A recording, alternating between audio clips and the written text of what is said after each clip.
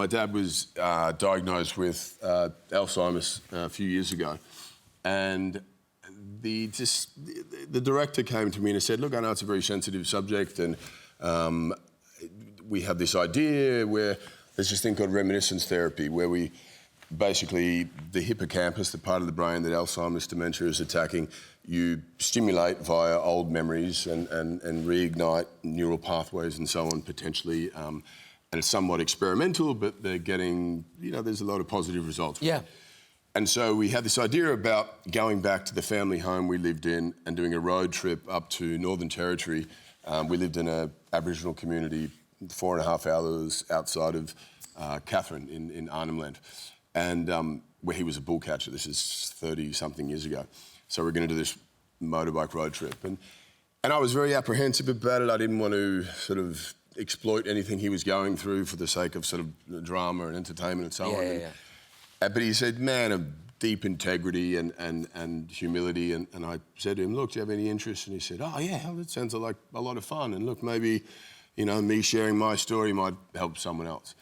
And so we embarked on this road trip, and we started in Melbourne, where we lived, and a friend of ours bought the house we lived in 30-something, 40, well, when I was born in Melbourne, lived in the house when I was probably 6 till 18.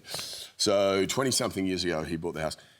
And he had a series of photographs that he had taken of the house when he bought it.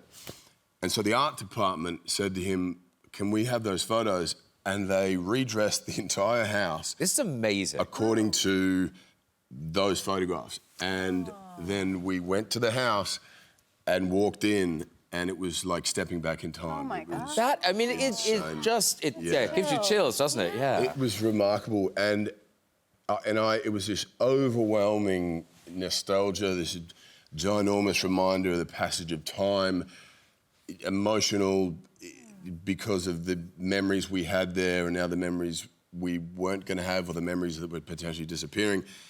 And my dad walked in and he's like, I said, I'm trying to, there's cameras on us, and what do you think? And he goes, oh, it's great, it's great. I said, how do you feel? He goes, I don't know about all the theatrics, mate, all the cameras and stuff. I said, yeah, we're doing a documentary. And he goes, anyway, and he kept saying, where's your mum? She'd love this. And I said, well, she's not in the episode, didn't she? She goes, oh, okay.